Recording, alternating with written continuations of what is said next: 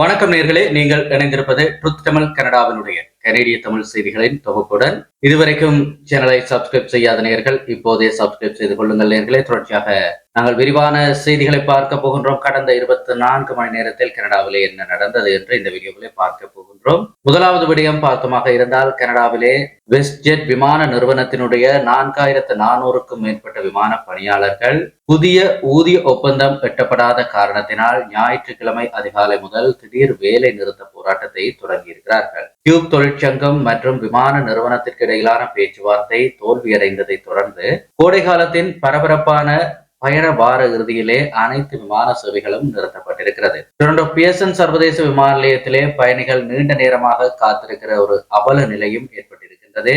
ஆம்ஸ்டர்டாமில் இருந்து வந்த பல பயணிகள் விமான நிலையத்தினுடைய குளிர்ந்த தரையிலே உறங்கிய அவலமும் பதிவாகி இருக்கின்றது. 2025 டிசம்பர் 31 முதல் முந்தைய ஒப்பந்தம் முடிவடைந்திருக்கின்ற நிலையிலே ஊதியம் மற்றும் தரையில் செய்யப்படுகின்ற பணிகளுக்கான இழப்பீடு ஆகியவை முக்கிய முரண்பாடுகளாக இருக்கின்றது. வெஸ்ட்ஜெட் சிஇஓவான அலெக்சிஸ் வேன் ஹோன்ஸ்ப்ரோச் கூறுகையிலே, கனடாவிலேயே முதன் முறையாக விமான பணியாளர்களுக்கான புதிய ஊதிய திட்டத்தை தாங்கள் முன்வைத்ததாகவும், அக்டோபர் 2026 13% ஊதிய உயர்வு, மருத்துவ செலவுகளுக்கு $300 மற்றும் 17 வார மகப்பேறு விடுப்பு உள்ளிட்ட பல சலுகைகளை நிர்வாகம் வழங்க முன்வந்திருப்பினும் அது நிராகரிக்கப்பட்டிருப்பதாகவும் தெரிவித்தார். இருப்பினும் இந்த சலுகைகள் போதாது என கியூப் சங்கத்தினுடைய தலைவரான அலியா ஹுசைன் தெரிவித்திருக்கின்றார். பிரதமர் மார்க் கார்னியினுடைய அரசாங்கம் இதிலே தலையிடுமா என்கின்ற ஒரு கேள்வியும் தற்போது எழுந்திருக்கின்றது. இந்த வேலை நிறுத்தத்தினால் வெஸ்ட்ஜெட் நிறுவனத்திற்கு மில்லியன் கணக்கிலே இழப்பு ஏற்படும் என எதிர்பார்க்கப்படுகிறது.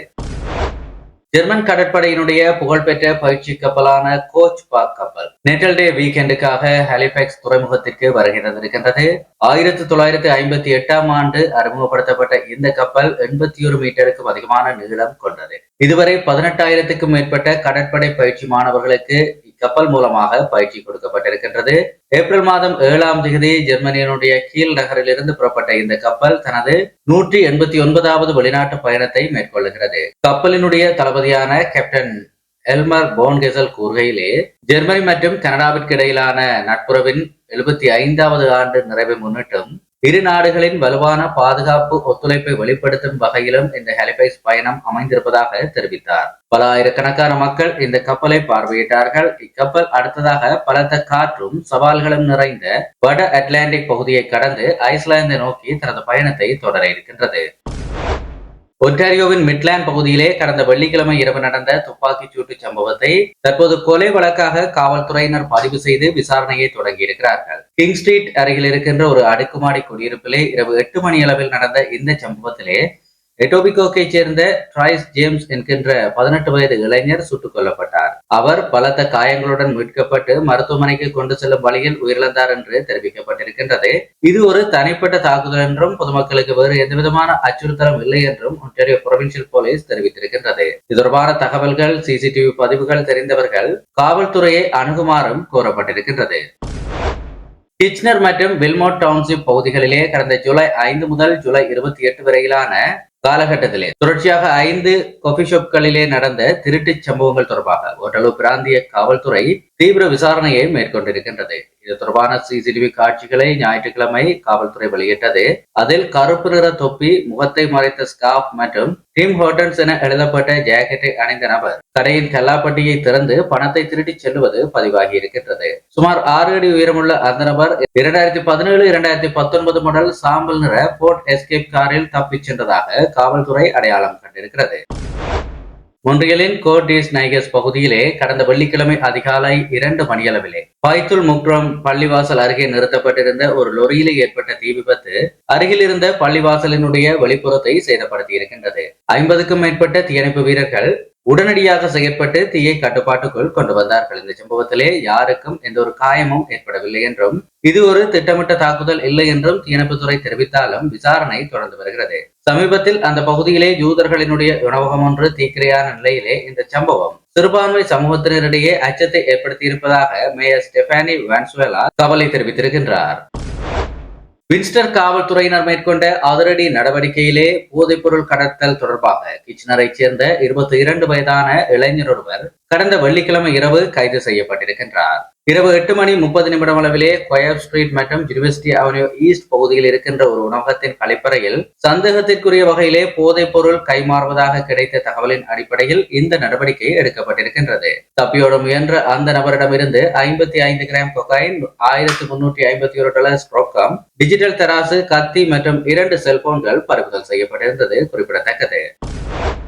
வினிபெக் நகரிலே இஸ்ரேல் ஆஸ்பவே பகுதியிலே கடந்த சனிக்கிழமை மாலை 6:30 அளவிலே பேருந்து நிறுத்தத்தில் நின்று கொண்டிருந்த 20 வயது மதிக்கத்தக்க இளைஞர் ஒருவர் மீது அடையாளம் தெரியாத நபர் ஒருவர் திடீர் கத்திக்குத்து தாக்குதலை நடத்தி இருக்கின்றார். பாதிக்கப்பட்ட நபர் காயங்களுடன் மருத்துவமனையிலே அனுமதிக்கப்பட்டு தற்போது சீரான உடல்நிலையிலே இருக்கின்றார். சம்பவ இடத்திலிருந்து தப்பியோடிய 35 வயது சந்தேக நபர் சற்று நேரத்திலே போக்ஸ் மார்க்கெட் ரோட்டிலே கைது செய்யப்பட்டார். அவர் மீது கொடிய ஆயுதம் வைத்திருத்தல், கடுமையான தாக்குதல் ஆகிய பிரிவுகளின் கீழ் வழக்கு பதிவு செய்யப்பட்டிருக்கிறது. வில்மோர் டவுன்ஷிப் பகுதியிலே பிரிட்ஜ் ஸ்ட்ரீட் மற்றும் டைமண்ட் ரோட் சந்திப்பிலே கடந்த சனிக்கிழமை மாலை 5 மணி அளவிலே ஒரு டொயோட்டா கார் ஒன்றும் ஹோண்டா கார் ஒன்றும் நேருக்கு நேர் மோதிக்கொண்ட விபத்திலே 70 வயதான மூதாட்டி ஒருவர் சம்பவ இடத்திலேயே உயிரிழந்திருக்கின்றார். ஹோண்டா காரிலே பயணம் செய்த கிச்னரை சேர்ந்த 24 வயதான ஓட்டுநர் மற்றும் 3 பயணிகள் தற்போது படுகாயமடைந்து மருத்துவமனையிலே அனுமதிக்கப்பட்டிருக்கிறார்கள். இவர்களில் ஒருவரின் நிலைமை கவலைக்கிடமாக இருக்கிறது என்று தெரிவிக்கப்பட்டிருக்கின்றது. இந்த சம்பவம் குறித்து ஒட்டலூர் பிராந்திய காவல்துறையினர் விரிவான விசாரணையை தொடங்கியிருக்கிறார்கள்.